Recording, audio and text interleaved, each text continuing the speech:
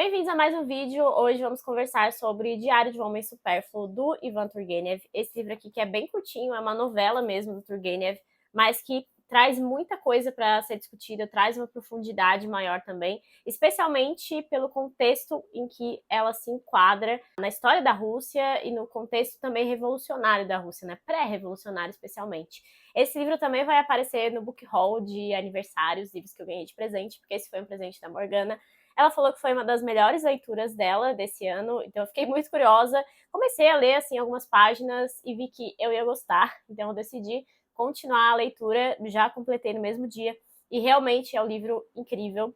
Eu acho que o Turgenev, ele já pode ser classificado como o meu autor russo preferido, assim, porque ninguém descreve como Turgenev, especialmente na literatura russa. Antes de começar a falar um pouco mesmo sobre o livro, queria já perguntar para vocês aqui, deixem nos comentários se vocês acham melhor esse enquadramento que eu fiz do vídeo, porque eu acho que a luz fica um pouco melhor, enfim, fica um pouco mais limpo também. Vocês me digam aí se vocês preferem assim ou se preferem a outra configuração. Bom, O Diário de um Homem Supérfluo é uma novela bem simples que vai tratar desse homem que está já à beira da morte. Ele é bem parecido com a morte de Ivan Ilitch nesse aspecto, porque são as últimas memórias de uma pessoa que está prestes a morrer. Você não tem dúvida de que isso vai acontecer em algum momento do livro. Tem até mais ou menos a mesma estrutura, só que aqui nós temos de fato um diário, então ele vai colocando a cada dia, e aqui ele está rememorando os fatos importantes da vida dele. E é aqui que ele vai se identificar como esse homem supérfluo, esse homem que nada de muito importante aconteceu na vida dele, nada impactante, exceto uma situação específica que ele vai nos contar de uma forma um pouquinho mais demorada aqui, que é justamente um amor não correspondido. E a obra de Turgenev tem muito disso, de amor não correspondido, ou às vezes é correspondido, mas não dá certo no final. E isso tem muito a ver com a própria vida do Turgenev, especialmente aqui em Os Europeus, do Orlando Figes, que é um livro que, como vocês viram no último vídeo, eu acabei abandonando, mas eu devo retomar aí, acho que no começo do ano que vem já. E esse livro vai focar na vida do Turgenev e da Pauline Viardot.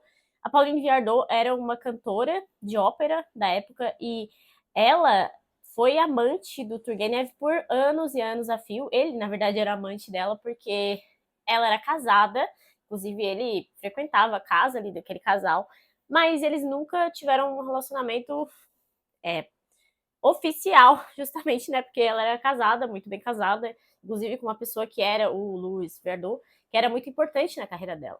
Então acaba que o Turgenev, em suas obras, coloca muito disso, desse amor que acaba não se fechando de uma forma perfeita, né? Não tem um casamento, costuma acontecer isso nas obras de Turgenev. Fora isso, ele tem uma descrição maravilhosa, né? Então, assim, depois eu vou ler um trecho para vocês. E para mim, não existe autor melhor. E como eu gosto muito desse tipo de autor, né? Autor que descreve com maestria, eu não tenho como deixar Turgenev de fora da minha lista de autores preferidos mesmo, porque, especialmente descrições de natureza, ele é imbatível. Em relação à importância, né, desse homem supérfluo na literatura, esse aqui foi um livro que saiu em 1850. E ele é praticamente o precursor desse fenômeno que é o homem supérfluo na literatura russa.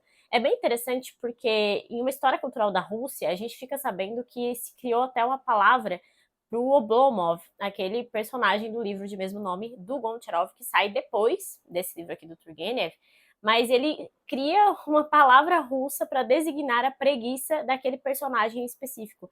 Então, essa figura da pessoa que não consegue agir perante os problemas da vida, especialmente perante os problemas sociais, é uma figura muito presente na literatura russa, e especialmente por conta da aristocracia dessa época.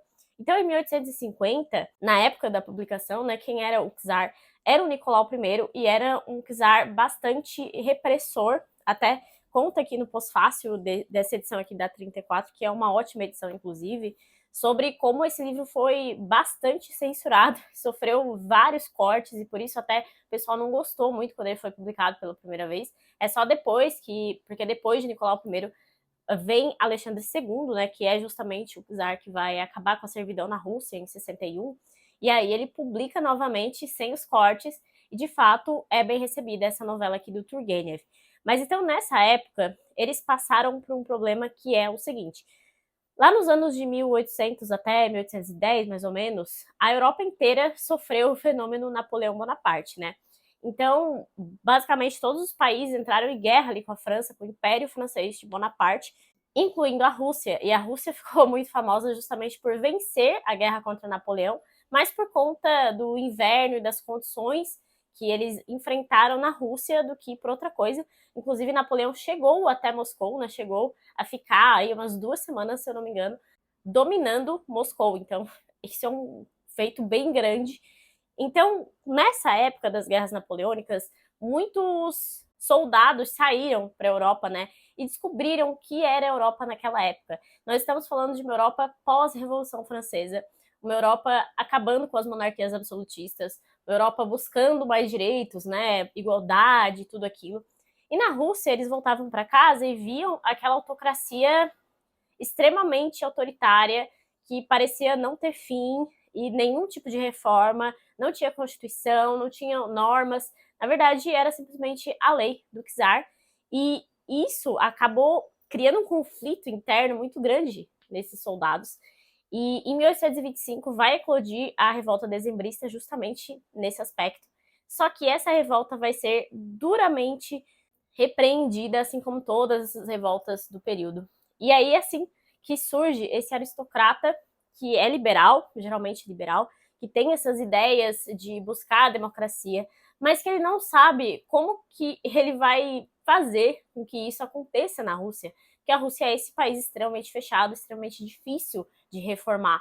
É claro que isso vai ficar mais nítido ainda em Pais e Filhos, do Turgenev, que vai sair mais de 10 anos depois dessa novelinha aqui, que lá nós temos praticamente o Turgenev cunhando o termo niilista, cunhando exatamente aquela expressão revolucionária que vai vir depois, lá em 1917.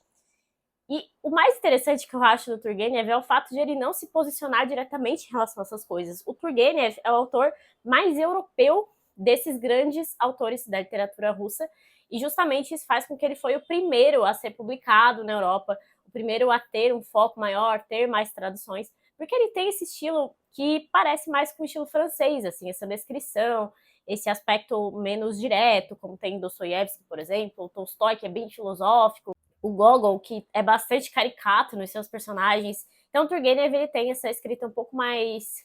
não é simples, assim. Ele é mais parecido mesmo com os autores franceses do século XIX, e por isso ele teve essa aceitação maior. Também por isso ele consegue mostrar, né, essas figuras de uma forma um pouco melhor que os outros autores. Mas é claro que ele é um precursor de tudo aquilo que vem depois em relação a uns romances mais ideológicos, como o próprio Os Demônios, do Dostoiévski, por exemplo. Inclusive aqui na minha edição de Pais e Filhos, do Ivan Turgenev, essa edição que sai pela Companhia das Letras, eu já fiz uma resenha.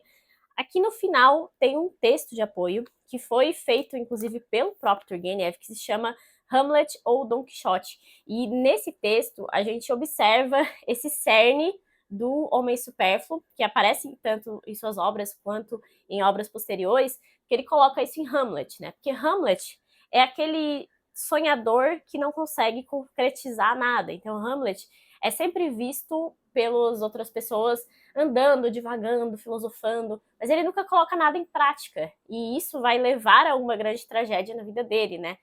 Já o Don Quixote, ele é o sonhador em sua maior acepção possível. Porque o Don Quixote é aquele que não só vai ver na fantasia uma possibilidade de fugir do mundo real, como ele vai colocar a fantasia no seu mundo real. Então, ele vai colocar o homem supérfluo justamente aqui como o Hamlet nesse texto de apoio que tem, que é bem interessante. Caso vocês tenham essa edição, eu sugiro que façam a leitura desse texto de apoio também. Não vai ter spoiler de Pais e Filhos nem nada, mas vai ter esse contraste dessas figuras que aparecem muito nas obras de Turgenev e, como eu falei, em outros autores também. Inclusive, é sobre isso que o Irineu Franco Perpétuo vai falar aqui no Como Ler os Russos, que é um livro que eu sempre trago também alguns pontos, né, quando eu trago esses livros. Ele vai falar aqui sobre um crítico, que é o Dobroliubov, que considera Oblomov como herdeiro de uma linhagem de personagens russos do século XIX que, graças ao Diário de um Homem Supérfluo, de Turgenev, ficaram conhecidos como homens supérfluos. Não se identificam com o mundo em que habitam, mas, ao mesmo tempo, mostram-se incapazes de realizar algum tipo de ação social efetiva. A lista de homens supérfluos costuma variar um pouco, de acordo com o gosto do freguês. Para Dobroliubov, abra-se, por exemplo, Evgeny Onegin, que é do Pushkin, né? O Herói do Nosso Tempo, do Lermontov, Quem é o Culpado, o romance do Herzen, Rudin, que é do próprio Ivan Turgenev, Diário de um Homem Supérfluo, que é praticamente assim a síntese de todo, Hamlet, do distrito de Shigri, que é um conto também do Turgenev, e, é claro, o Oblomov, né? A elevada presença de obras de Turgenev na lista soa como um acerto de contas da geração dos filhos com a dos pais, que aí é justamente o que a gente vai ter em Pais e Filhos, né? Como, obviamente, o próprio nome já diz. Inclusive, no texto de apoio aqui da edição 34, o tradutor vai fazer um resumo muito bom do que seria esse homem supérfluo. Ele vai dizer praticamente todas as características que a gente observa aqui nessa novela. Jovens de origem nobre, dotados de grande capacidade intelectual e dos mais elevados princípios morais, mas também incapacitados para a ação, para a luta em nome de seus ideais, tanto devido ao sistema repressor sob o qual estão submetidos, quanto à própria educação que receberam. Então é aqui a síntese desse personagem principal que nós vamos conhecer aqui neste diário.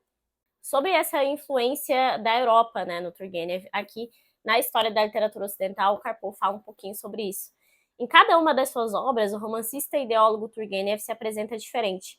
Foi defeito gravíssimo para críticos russos, mas não para os europeus. Turgenev foi o primeiro romancista russo que se tornou famoso na Europa. Ali se conheceram pouco as discussões entre eslavófilos e ocidentalistas. Os europeus até não eram bem capazes de distinguir entre liberais e radicais. Tudo pareceu niilista e tudo muito simpático. Turgenev é realmente um autor capaz de sugerir simpatia. Inclusive fala que ele foi muito influenciado pela George Sand, que também é uma personagem que aparece muito lá nos Europeus, do Orlando Figes. Por fim, só para ler uma das descrições bonitas que tem nesse diário, eu não vou comentar tanto mais o enredo, porque ele realmente é um livro de menos de 100 páginas, que você consegue ler numa tarde, assim, e vale a pena conhecer esse personagem, essa figura tão importante na literatura russa, como também simplesmente pela escrita maravilhosa que o Turgenev tem. Estou mal, escrevo estas linhas de cama. Ontem à noite o tempo mudou de repente. Hoje faz calor, é quase um dia de verão. Tudo se derrete, cai e flui. No ar há um cheiro de terra revolvida, há um odor pesado, intenso e sufocante. O vapor sobe de todos os lados. O sol não só bate, mas fere. Estou mal, sinto que me decomponho. Queria escrever um diário, mas em vez disso, o que fiz? Relatei um episódio da minha vida. Falei sem parar, recordações adormecidas despertaram e me arrastaram. Escrevia sem pressa, com detalhes, como se ainda tivesse muitos anos pela frente. Agora já não há mais tempo para continuar. A morte, eis a morte chegando. Já ouço seu terrível crescendo. Chegou a hora. E o que importa? Não daria no mesmo se eu não contasse? Ante a morte, as últimas futilidades terrenas se dissipam. Sinto que me acalmo, começo a ser mais simples e claro. Recobrei os sentidos tardes demais. Coisa estranha, sem dúvida. Estou calmo, mas ao mesmo tempo assustado. Sim, estou assustado. Incrível essa descrição da morte aqui. Eu até brinquei com a Morgana quando eu terminei o livro e fui falar com ela sobre que, pra mim, esse aqui é um livro melhor que A Morte de Ivan Ilitch em relação a essa descrição da morte. E o final é bem diferente aqui nos dois, né? Mas claro que o intuito do Tolstói é completamente outro naquela obra. Ele tem um cunho filosófico muito direto nas suas obras, mas eu acho que o Turgenev tem um pé um pouco mais no realismo em relação a isso. Então tá aqui uma leitura maravilhosa, super recomendada. Fiquei até meio surtada assim, para ler outras coisas do Turgenev depois, porque ele é realmente um autor incrível. Recomendo demais a leitura, é um livro super curtinho para você encaixar nas suas leituras e ter uma ótima experiência com a literatura russa. Se você gostou aqui do vídeo, deixe uma curtida, deixe aí seus comentários, lembre-se de se inscrever aqui no canal, que isso me ajuda bastante também. E até o próximo vídeo.